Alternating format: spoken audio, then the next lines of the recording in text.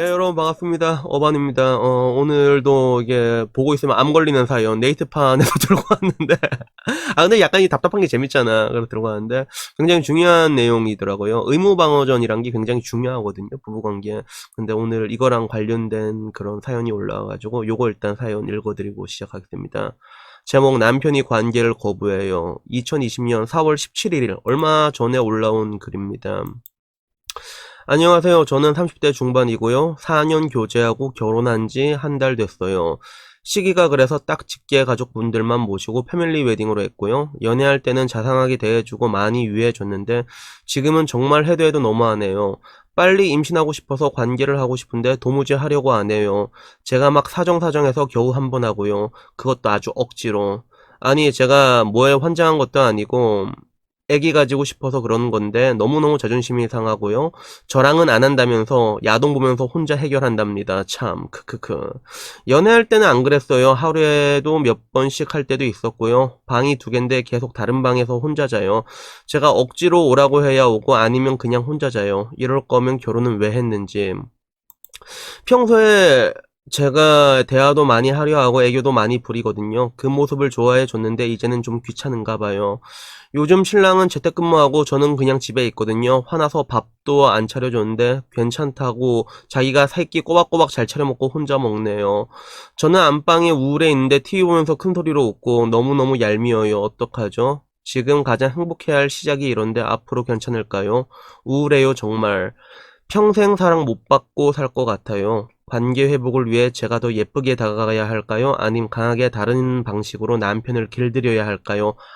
모르겠어요. 라는 사연이 올라왔습니다. 네, 맞습니다. 오늘도 남편 새끼가 병신입니다.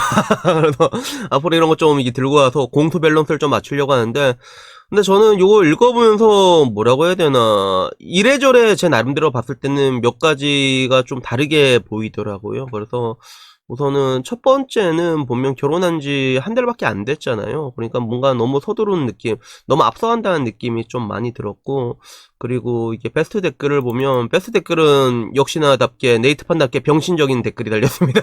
그래서 게이한테 또 위장 결혼 당하셨네 안쓰럽다. 헐 혹시 게이 아니에요? 이렇게 왔는데 사실 그 남자란 동물들은요 귀찮은 걸 굉장히 싫어하거든요. 게이가 돼도 마찬가지란 말이야. 4년씩 연애하고 그 귀찮은 짓 하면서 위장 결혼 안 하거든요. 그러니까 첫 번째 댓글 두 번째 배플 둘 다 이 병신이고 세 번째가 그나마 좀 이제 좀 냉정하다고 해야 되나? 약간 이성적인 반응이더라고요. 관계를 거부하는 이유는 아내가 여자로 보이지 않을 정도로 편해지고 지극히 자극이 부족해서인 것 같은데 문제는 남편이 이기적이셔요. 아무리 아내가 여자로 안 보여도 너무 안 건드리면 아내가 상처받을까봐 의무방어전이라도 꼬박꼬박 해주는 남자가 있는데 님 남편은 지하기 싫다고 아내 방치하잖아요. 여자로 다가갈 필요 없고 저 같은 이혼이나 혹은 나이 많아서 급하면 인공수정으로 임신 후 남자로서 남편으로서 존중 안 할래요. 어떻게 보면 가장 이성적이라고 해야 되나 이게.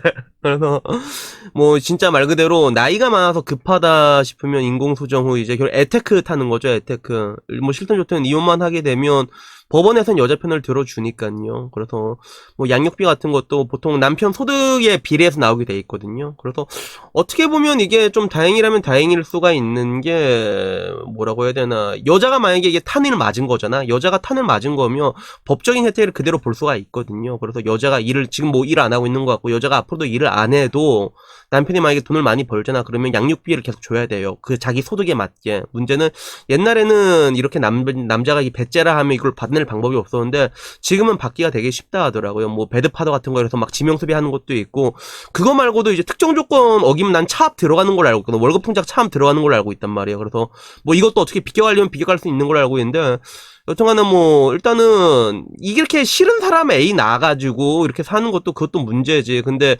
여자가 나이가 좀 많은 것 같으니까 뭐 여튼간에 이거는 뭐 개인이 선택할 부분이고, 여기 갑반 대결이 이건 좀 병신 같네. 갑반 대결이 원래 보통 이게 보통 배프립이 이렇게 좀 병신같이 나오면 갑반이 원래대로 나오게 돼 있는데 갑반도 병신이에요. 오늘은 결혼 전과 결혼 후 몸무게가 얼마나 늘어나셨나요? 라고 얘기했는데, 이 몸무게라는 것도 총각 때 보는 거랑 실제로 여자를 오래 만나보는 거랑 여러분이 좀 느낌이 다른 게, 연애 오래 하잖아요. 그러면 보통 나이가 들어가면서 여자도 살이 이렇게 쪄요. 몸이 좀 굵어진단 말이야. 다행히 이거는 뭐 여자만 그런 게 아니라 남자도 마찬가지거든. 다만 이렇게 서로가 이게 체중이 불어나는 거에 대해서 여자들은 남자보다 조금 관대한 편이야. 근데 남자도 그렇게 깐깐한 게 아니라 내 친구들을 보면 옛날에도 엄청 늘씬했던 와이프가 지금 이게 다들 이게 이 통짜올이 다 그래. 근데도 그게 그렇게 싫지가 않대, 관계를 했을 때. 오랜 시간 동안 이게 보고 이렇게 한 게 있다 보니까 그게 그렇게까지 싫지는 않다고 하더라고. 내가 물어보니까. 그러니까 뭐 물론 몸이 진짜 하마처럼 이리 뻑 이래갖고 빗거리 되면 그런 건 문제가 있겠지만 결혼한 지 한 달밖에 안 됐다고 하잖아요. 이걸 어떻게 한 달만 어떻게 그렇게 찌를 수가 있어. 그래서 내가 봤을 때는 일단은 연애를 4년을 했잖아요. 4년을 했으면 이런 일이 보통은 잘 안 생긴 게 정상인데 내가 추측하기에는 여자분이 놓치는 다른 일이 있는 것 같아. 내가 봤을 땐 그렇게 보이거든요. 그래서 그 자기가 이게 놓친 게 있어갖고 막상 이게 대화를 해보자 우리가. 그러니까 지금 봐더라도 뭔가 이런저런 보면 티격태격 된 게 쌓여가지고 남편이 일부러 이게 등 돌려서 일부러 빡돌게 하는 것처럼 보이잖아요. 그게 방에 짱 박혀갖고 나오지도 않고 새끼 밥 잘해먹고 그래서 이걸 봤을 때 나는 뭔가 이게 막상 대화를 해보면 남자가 별거 아닌 거에 토라져 있을 수도 있어요. 그래서 남자들도 의외로 이게 트리플 A형 많거든. 그래서 자기야 와서 잠깐 얘기 좀 해. 이래서 얘기를 차분하게 얘기를 하잖아. 그러면 의외로 잘 풀린 경우가 있어. 근데 마지막처럼 이거를 뭔가 예쁘게 다가갈까요? 아니면 이제 조금 조련을 해야 될까 이러잖아. 여기서 지랄하잖아. 그냥 항상 말하잖아. 지랄을 하지 말라고 대화를 하라고요. 그래서 여자들은 뭔가 이게 지랄을 틀면 능사라고 생각하는 경우가 있어. 뭔가 남편을 잡아야 되고 이런 것들이 이런 저급한 문화가 인터넷으로 보급이 됐잖아. 네이트판에서. 그런 거 절대로 그거는 관계만 더 악화시킨단 말이야. 꼬인단 말이야. 그러니까 첫 번째는 뭔가 좀 이렇게 감정적으로 말하지 말고 이렇게 분탁하면서 얘기를 해보세요. 이성적으로. 지금 상황이 근데 좀 약간 애매하게 한 게 한 달이잖아. 예를 들어 뭐 석 달, 넉 달 동안 관계를 안 했다 그러면 의무방어전 가지고 얘기를 할 수도 있겠지. 그리고 이 의무방어전이라는 게 정말로 중요한 게 남자들도 보통 이성적인 사람이 있으면 제가 일전에 얘기했잖아요. 최악의 속공한 편에서 뭐라고 얘기를 했냐면 잠시만요.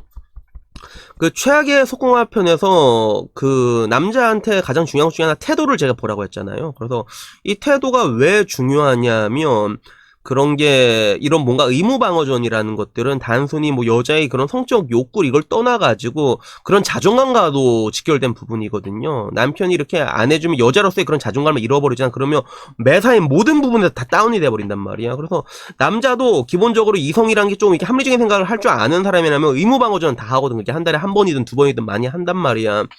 근데 지금 이 남자의 태도가 뭐가 제일 문제냐면 그래 정말로 뭔가 한 달이면 이제 고작 한 달이니까 몸 문제가 생겨서 하기 싫을 수도 있어. 스트레스를 많이 받거나 뭐 여러 가지 이유로 하기 싫을 수가 있는데 근데 그래서 뭔가 관계를 기피하고 자의를 이게 딸딸이를 칠 수도 있단 말이야. 그러니까 이게 간편하잖아. 남자들은 그걸 알잖아. 간편함을 알잖아. 뭔가 굳이 뭐 애무를 할 필요도 없고 뭔가 그냥 간편하단 말이야. 근데 그걸 하더라도 그걸 와이프한테 대놓고 말하면 안 되거든요. 야, 내가 이게 딸 쳤다. 그리고 딸을 치더라도 이게 의무방어전에 이렇게 이게 지장이 안 가도록 치는 건 상관이 없는데 그 의무가 이게 가면 이제 관계를 거부하고 의무방어전도 안 하면서 이게 치고 있으면서 와이프한테 당당하게 말하는 거잖아. 그러니까 굉장히 이 행동 하나만 봐도 뭔가 굉장히 독선적이다라는 게 느껴지잖아요. 그죠? 그래서 결국에는 둘 중 하나죠. 진짜 남편이 개쌍 또라이라 가지고 탄을 때린 거라던가 아니면 내가 아까 말한 것처럼 이제 한 달밖에 안 됐고 뭔가 이제 풀 수 있는 그런 정도죠. 별거 아닌 걸 수도 있거든. 그래서 일단은 여기서 선택은 일단은 하는 건데 의외로 막상 얘기하면 별거 아닌 걸 수도 있거든요. 그러니까 일단 차분하게 얘기를 해보고 그래도 아닌 거면 이게 문제가 좀 많이 심각하게 갈 수도 있다는 것들이죠.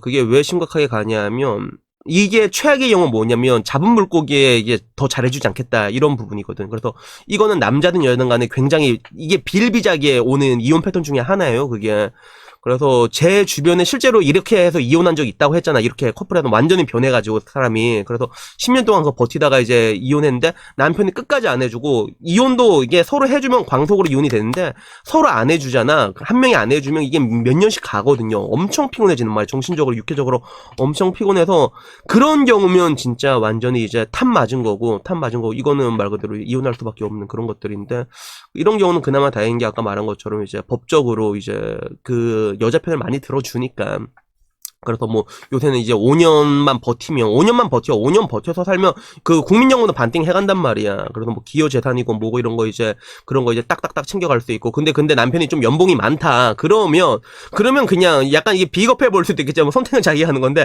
남편이 이 연봉이 많으면 그러면 뭐 애도 한번 이렇게 낳아서 뭐 결국에는 뭐 선택 본인이 하는 거죠. 저라면 그렇게 하지는 않을 것 같아요. 내가 싫어하는 사람의 애를 낳으면서까지 그렇게 내가 이렇게 먹고 살아야 되나 그런 생각이 들긴 하지만, 뭐 결국에는 일단은 너무 안 좋은 것까지 생각하지 말고, 첫 번째 내가 봤을 때는 그냥 뭔가 삔또사한 것 같아. 삔또사한 걸 수도 있으니까 일단 한번 얘기를 해서 이렇게 잘 풀어보면 될 것 같습니다. 뭐 그래도 뭐 안 되면 뭐 그다음부터는 이제 다음 카드 들고 가는 건데, 이런 경우는 뭐 여자가 뭐 심하게 해도 무죄지, 뭐 여자가 먼저 탑 맞은 건데.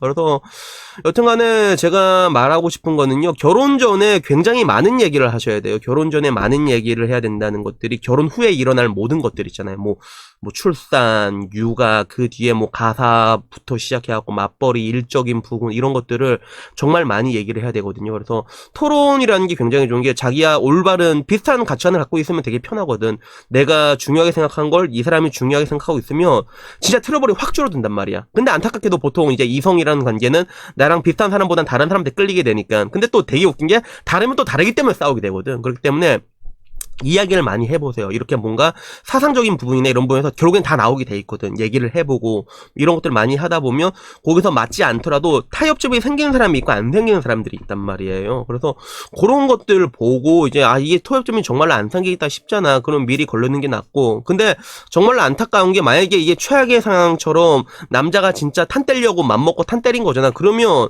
이렇게 탄 때린 건 이거 어떻게 뭐 할 수가 없어 사실. 그래서 이렇게 진짜 독하게 탄 때린 거는 동거를 해서까지도 탄을 때린다고 하니까 뭐 어떻게 할 거야. 근데 그럴 때는 뭐 이혼하면 되는 거니까. 요새 뭐 이혼이라는 게 그렇게 뭐 이렇게 착 잡힌 것도 아니고 그러니까, 뭐 여튼간에 뭐 이게 원만하게 잘 해결하시고요. 뭐 여기서 오늘의 이야기의 교훈은 그겁니다. 일단은 이게 많은 얘기를 좀 해보셨으면 좋겠어요. 결혼 전에, 결혼 후에 일어날 모든 것들의 모든 시나리오, 뭐 시부모님 생일부터 있잖아, 다 얘기를 하세요. 다 얘기. 그래서 이거를 뭐 진짜 뭐 뭔가 이게 공증까지 써갖고 이렇게 뭐 계약 같은 거 한 거, 이거는 약간 야박해 보이지만서도 보통 이런 식으로 얘기를 하잖아. 어떻게 하자. 그러면 자기가 말해놓은 게 있기 때문에 그건 지킨단 말이야, 그거. 그래서 거기에 대해서 계속 얘기를 하세요. 그래서 그런 것들, 결혼하고 난 다음에 일어날 모든 시나리오에 대해서 한 번씩 얘기해보는 게 굉장히 중요하거든요. 그래서 그냥 결혼이란 거 사람들이 생각하면 그 결혼 뒤에 올 현실적인 하드코어적인 부분들에 대해서 생각을 안 하고 그냥 막연히 결혼하면 좋겠구나 하고 하는 사람들이 태반이란 말이야. 그러지 마. 이 결혼이란 거는 이거는 진짜 전쟁이란 말이에요. 그렇기 때문에